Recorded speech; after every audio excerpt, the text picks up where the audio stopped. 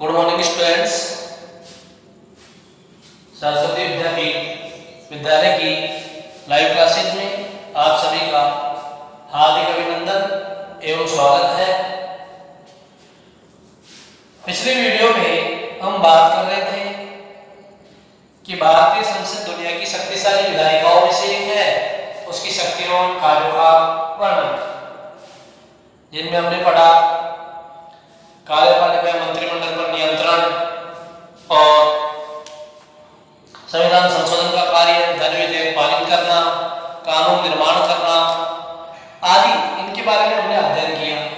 Next उसके बाद में जो आज का पॉइंट है कि और कौन कौन से कार्य उसके द्वारा किए जाते हैं, संसद देश में और कौन कौन से कार्य करती है। तो अन्य कार्यों में बात करेंगे।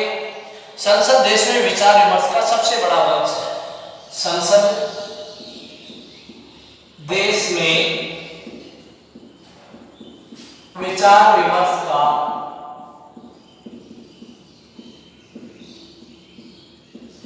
सबसे बड़ा मंच है। सबसे बड़ा मंच है। कहने का मतलब, अगर कानून बनाना हो, संविधान में संशोधन करना हो या मंत्रिमंडल से संबंधित कोई बात हो, तो इन सब चीजों के बारे में विचार विमर्श करने के लिए, उनके बारे में कोई संशोधन करना हो या कोई परिवर्तन करना हो, तो उसके लिए जो विचार विमर्श का सबसे बड़ा मंच है वो क्या है? संसद। कहने का मतलब संसद देश में विचार विमर्श करने का सबसे बड़ा मंच है। नेक्स्ट उसके बाद आगे हम बात करते हैं कि विकास एवं कल्याण की विभिन्न योजनाओं पर, विकास एवं कल्याण की जो विभिन्न योजनाएं हैं उन पर संसद में विस्तार से चर्चा होती है। जनता के विकास एवं कल्याण से जुड़ी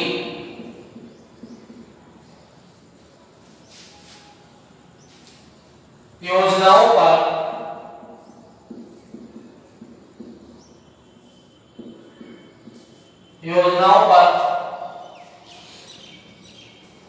विस्तार से चर्चा होती है। विस्तार से चर्चा होती है।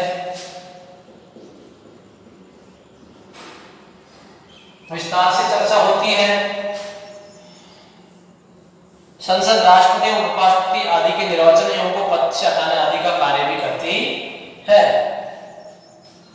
तीसरा जो पॉइंट है इसमें, संसद राष्ट्रपति उपराष्ट्रपति के निर्वाचन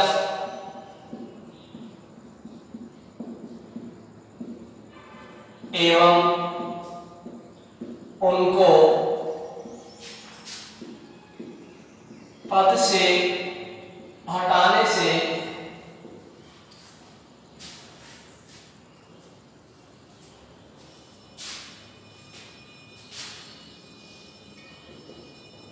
आदि से संबंधित भी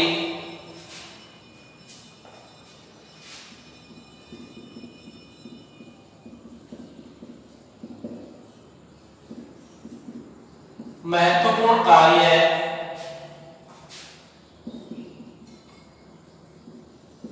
करती है। अन्य कार्यों की जब हम बात करते हैं, अन्य कार्य कौन कौन से संसद के, तो उसमें देखेंगे संसद देश में विचार विमर्श का सबसे बड़ा मंच है। पहला पॉइंट इसमें, संसद देश में विचार विमर्श का सबसे बड़ा मंच है। दूसरा जो है, जनता के विकास एवं उसके कल्याण से जुड़ी योजनाओं पर संसद में विस्तार से चर्चा होती है। तीसरा जो पॉइंट है, संसद राष्ट्रपति उपराष्ट्रपति के निर्वाचन एवं उनको पद से हटाने आदि से संबंधित भी महत्वपूर्ण कार्य करती है। कहने का मतलब संसद क्या कार्य करती है? राष्ट्रपति उपराष्ट्रपति इनके निर्वाचन एवं उनको पद से हटाने आदि से संबंधित भी कई महत्वपूर्ण कार्य करती है। नेक्स्ट उसके बाद आगे हम बात करेंगे, न्यू पॉइंट हमारे विधेयक। ये अब तक हमने पढ़ा संसद के कार्य और शक्तियां, अब नया पॉइंट हम पढ़ेंगे विधेयक कि विधेयक क्या होता है, विधेयक किसे कहते हैं। कानून बनाने के प्रस्ताव, कानून बनाने के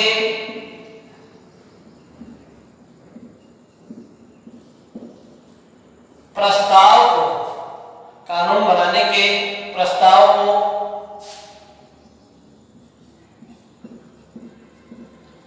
विधेयक या साधारण विधेयक कहते हैं। विधेयक या साधारण विधेयक कहते हैं।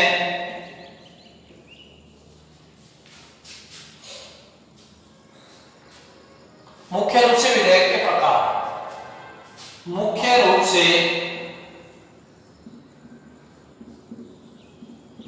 विधेयक 3 प्रकार के होते हैं।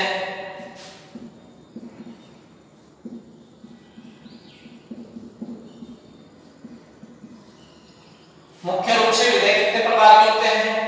3 प्रकार के होते हैं। इस पॉइंट पर हम गौर करेंगे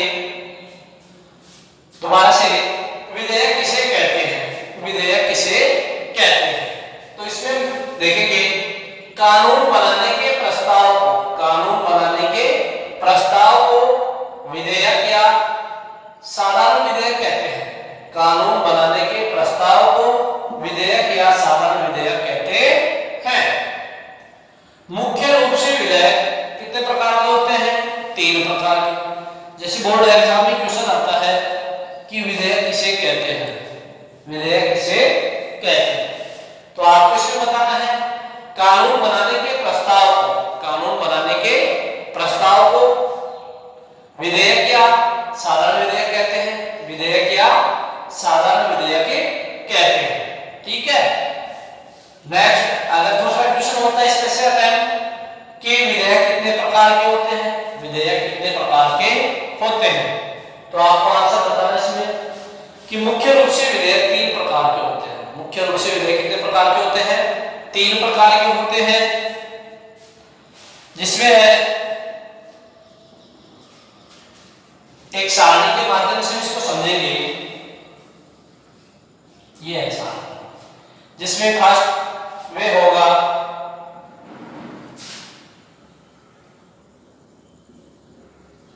साधारण विधेयक।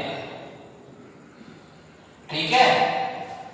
दूसरा होगा इसमें, पहला तो कौन सा हो गया? साधारण विधेयक। दूसरा धन विधेयक, दूसरा है धन विधेयक।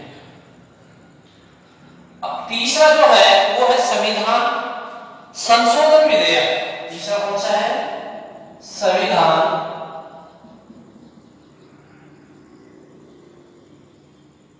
संशोधन विधेयक। संविधान संशोधन विधेयक। तो कहने का मतलब हम विधेयक की जहां बात करते हैं, मुख्य रूप से विधेयक कितने प्रकार के होते हैं? 3 प्रकार के होते हैं। पहला विधेयक है साधारण विधेयक, दूसरा है धन विधेयक और तीसरा है संविधान संशोधन विधेयक। अब इसमें देखेंगे साधारण विधेयक जो होता है वो 2 प्रकार का होता है। एक तो होता है सरकारी विधेयक, ये तो कौन सा होगा? सरकारी विधेयक।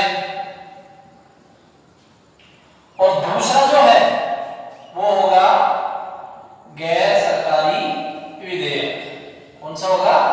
गैर सरकारी विधेयक।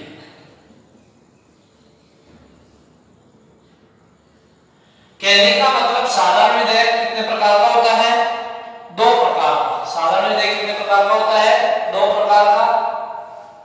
एक तो होता है सरकारी विधेयक और दूसरा होता है गैर सरकारी विधेयक। तो यहाँ पर हमारे को देखना है कि अगर जैसे क्वेश्चन पूछता है कि मुख्य रूप से विधेयक कितने प्रकार के होते हैं, तो आपको बताना है मुख्य रूप से विधेयक 3 प्रकार के होते हैं, जिसमें पहला है साधारण विधेयक, दूसरा है धन विधेयक और तीसरा है संविधान संशोधन विधेयक। ठीक है, अब इसमें हम बात करते हैं साधारण विधेयक की। तो साधारण विधेयक के कितने प्रकार हैं? साधारण विधेयक के कितने प्रकार हैं? तो आपको बताना है साधारण विधेयक के 2 प्रकार हैं, एक सरकारी विधेयक और दूसरा गैर सरकारी विधेयक। कौन कौन से हैं? एक सरकारी विधेयक और दूसरा गैर सरकारी विधेयक। अब आगे हम बात करेंगे विधेयक के बारे में।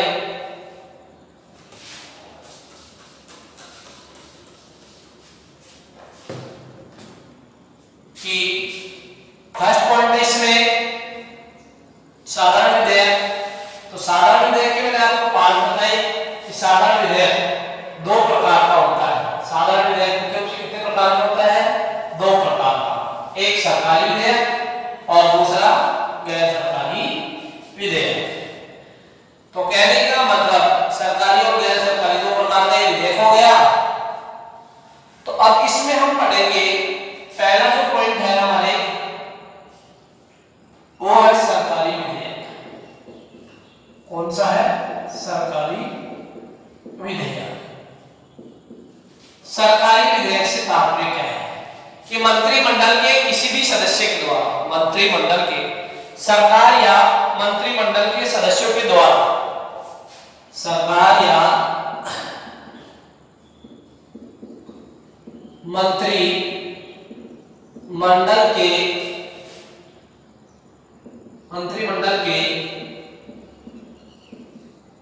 सदस्यों द्वारा, सरकार या मंत्रिमंडल के सदस्यों द्वारा प्रस्तुत किए गए विधेयक, प्रस्तुत किए गए विधेयक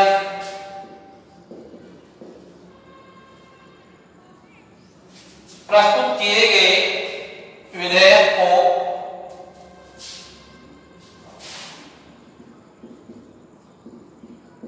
सरकारी विधेयक कहते हैं। क्या कहते हैं?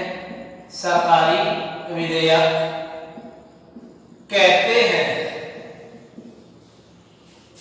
कौन सा विधेयक कहते हैं? सरकारी विधेयक कहते हैं। एक बार दोबारा से देखेंगे इस पॉइंट को। साधारण विधेयक के प्रकार मुख्य रूप से साधारण विधेयक 2 प्रकार का, एक सरकारी विधेयक और दूसरा गैर सरकारी विधेयक। तो इसमें पहला जो पॉइंट है सरकारी विधेयक, ये जो पॉइंट है सरकारी विधेयक। तो सरकारी विधेयक किसे कहते हैं कि सरकार या मंत्रिमंडल के, सरकार या मंत्रिमंडल के सदस्यों के द्वारा प्रस्तुत किए गए विधेयक को सरकारी विधेयक कहते हैं। कि सरकार या उसके मंत्रिमंडल में कोई भी सदस्य हो, उसके द्वारा अगर सदन में कोई भी विधेयक, उसके द्वारा सदन में अगर कोई भी विधेयक प्रस्तुत किया जाता है तो उस विधेयक को सरकारी विधेयक कहते हैं। ठीक है, नेक्स्ट आगे हम बात करेंगे दूसरा जो पॉइंट है उसकी। तो दूसरा पॉइंट हमारे इसके गैर सरकारी विधेयक। गैर सरकारी विधेयक, गैर सरकारी विधेयक, गैर सरकारी विधेयक किसे कहते हैं? मंत्रियों के अलावा, मंत्रियों के अलावा, मंत्रियों के अलावा, मंत्रियों के अलावा अन्य किसी सदस्य के द्वारा, अन्य किसी सदस्य के द्वारा, अन्य किसी सदस्य के द्वारा प्रस्तुत किए गए विधेयक को, प्रस्तुत किए गए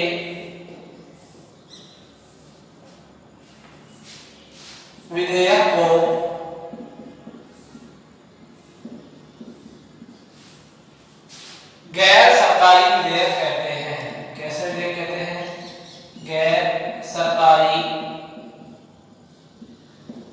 विधेयक कहते हैं। बात करेंगे हम यहाँ कि मंत्रियों के अलावा अन्य किसी भी सदस्य के द्वारा, मंत्रियों के अलावा अन्य किसी भी सदस्य के द्वारा प्रस्तुत किए गए विधेयक को गैर सरकारी विधेयक कहते हैं। प्रस्तुत किए गए विधेयक को गैर सरकारी विधेयक कहते हैं। समझ गए? दो विधेयक बताए मैंने आपको, साधारण विधेयक के दो पार्ट, पहला सरकारी विधेयक और दूसरा गैर सरकारी विधेयक। सरकारी विधेयक को होता है सरकार या मंत्रिमंडल के सदस्यों के द्वारा प्रस्तुत किए गए विधेयक को सरकारी विधेयक कहते हैं। ये तो है सरकारी विधेयक। अब दूसरा है गैर सरकारी विधेयक। तो गैर सरकारी विधेयक की जब हम बात करते हैं, मंत्रियों के अलावा अन्य किसी सदस्य के द्वारा, मंत्रियों के अलावा अन्य किसी सदस्य के द्वारा प्रस्तुत किए गए विधेयक को गैर सरकारी विधेयक कहते हैं। कैसे विधेयक कहते हैं? गैर सरकारी विधेयक कहते हैं। नेक्स्ट आगे हम बात करते हैं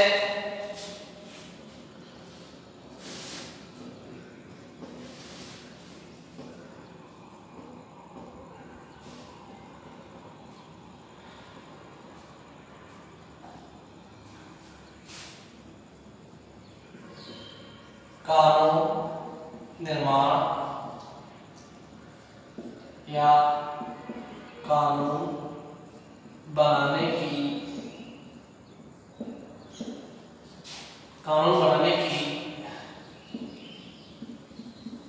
प्रक्रिया। कानून बनाने की प्रक्रिया की जब हम बात करेंगे,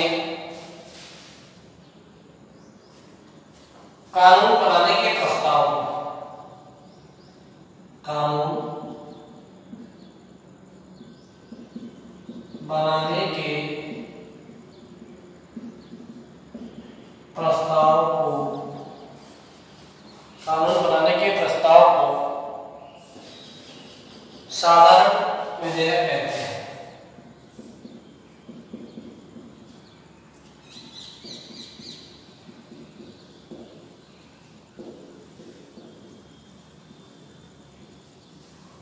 कैसे विधेयक कहते हैं? साधारण विधेयक कहते हैं।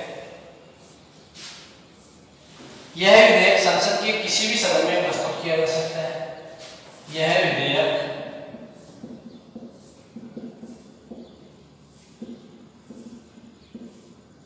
संसद के किसी भी सदन में प्रस्तुत किया जा सकता है। प्रस्तुत किया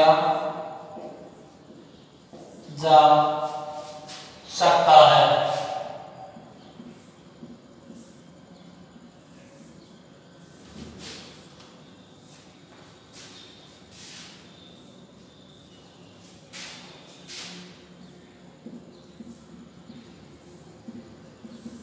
किसी भी विधेयक को कानून बनने से पहले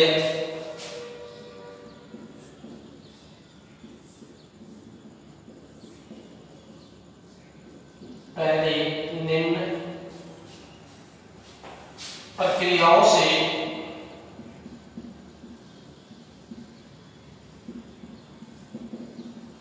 गुजरना पड़ता है। ठीक है? अब इसमें जो पॉइंट है हमारे, कानून निर्माण, कौन सा पॉइंट है? कानून निर्माण या कानून बनाने की प्रक्रिया।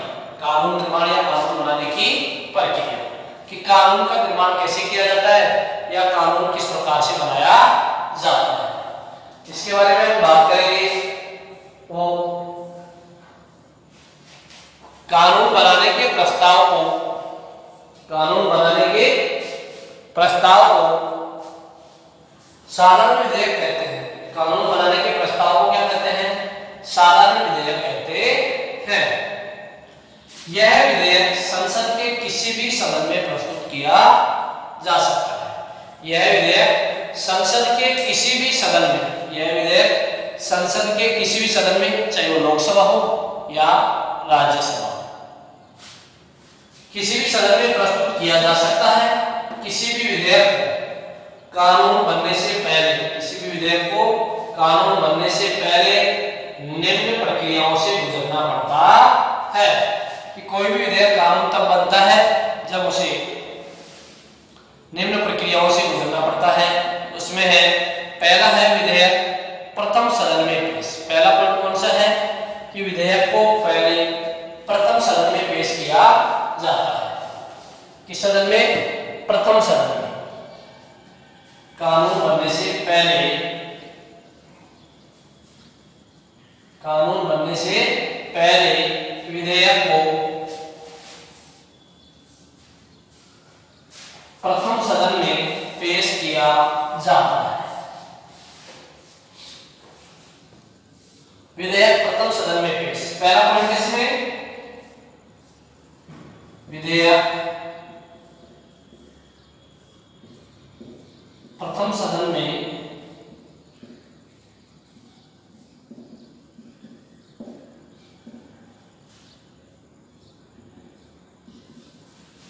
विधेयक प्रथम सदन में पेश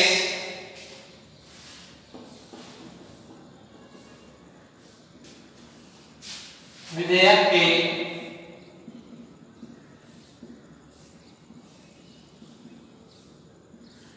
प्रत्येक सदन में 3 वाचन होते हैं। कितने वाचन होते हैं? 3 वाचन होते हैं।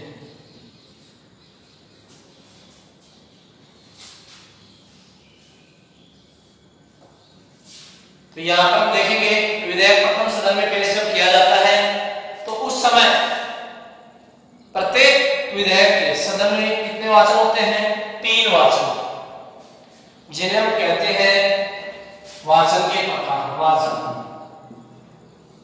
वाचन के प्रकार मुख्य रूप से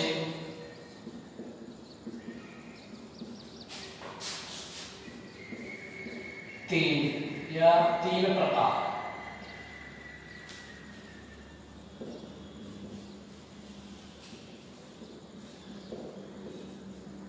पहला है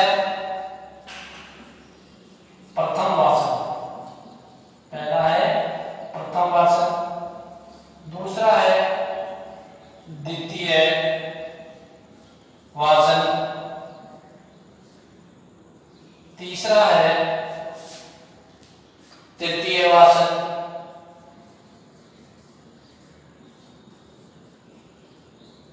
तो कहने का मतलब संसद विधेयक सदन में जब प्रस्तुत किया जाता है तो मुख्य रूप से उसके 3 वाचन होते हैं। मुख्य रूप से विधेयक के कितने वाचन होते हैं? 3 वाचन होते हैं। पहला है प्रथम वाचन, दूसरा है द्वितीय वाचन और तीसरा है तृतीय वाचन। कहने का मतलब विधेयक को प्रथम सदन में पेश किया जाता है। विधेयक को जब प्रथम सदन में पेश किया जाता है तो उस विधेयक के प्रत्येक सदन में, उस विधेयक के प्रत्येक सदन में 3 वाचन होते हैं। प्रत्येक सदन में कितने वाचन होते हैं?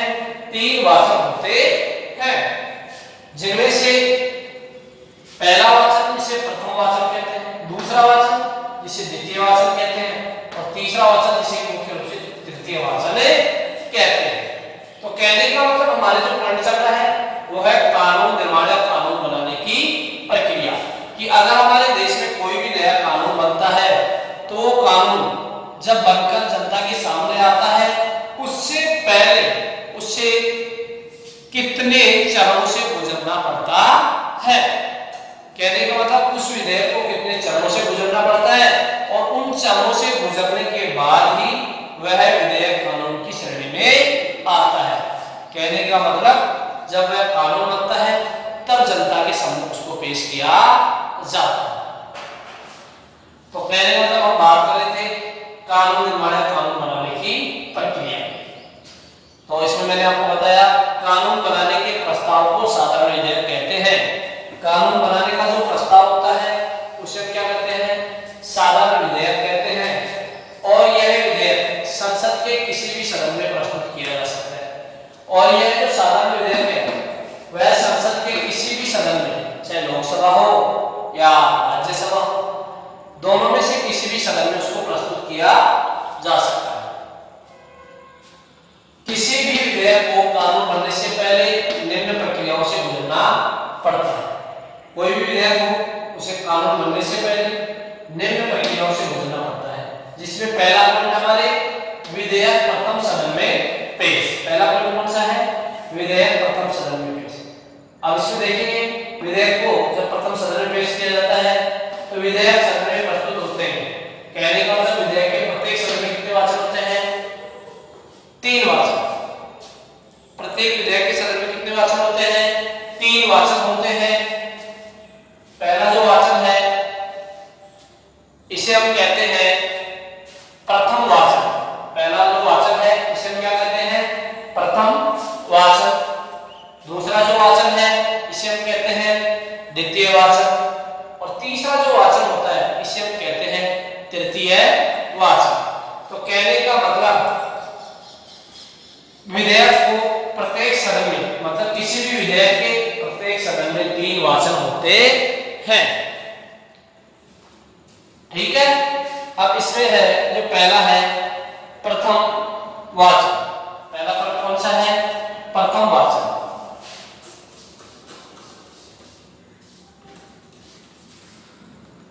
प्रथम वाचन की जब हम बात करते हैं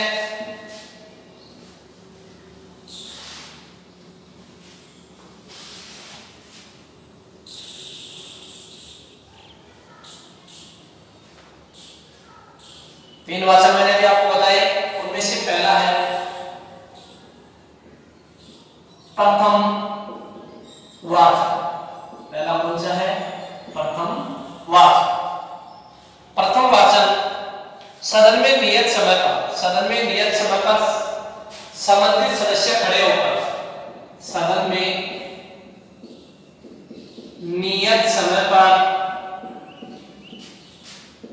संबंधित सदस्य खड़े होकर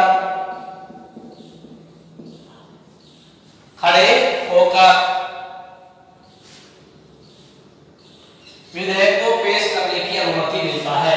विधेयक को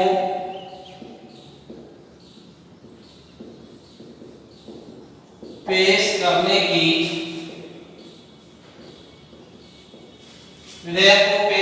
की अनुमति देता है।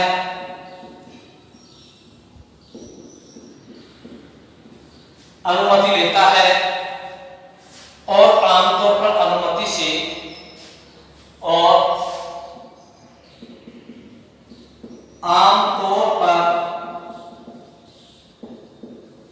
उसे अनुमति प्रदान कर दी जाती है। आमतौर पर उसे अनुमति प्रदान कर दी जाती है। इसे प्रथम वाचन कहते हैं। तो कहने का मतलब ये है प्रथम वाचन की जब हम बात करते हैं, वाचन मुख्य रूप से कितने प्रकार के? 3 प्रकार के, जिनमें से कौन कौन से हैं? प्रथम वाचन, द्वितीय वाचन और तृतीय वाचन। तो प्रथम वाचन की जब हम बात करेंगे, सदन में नियत समय पर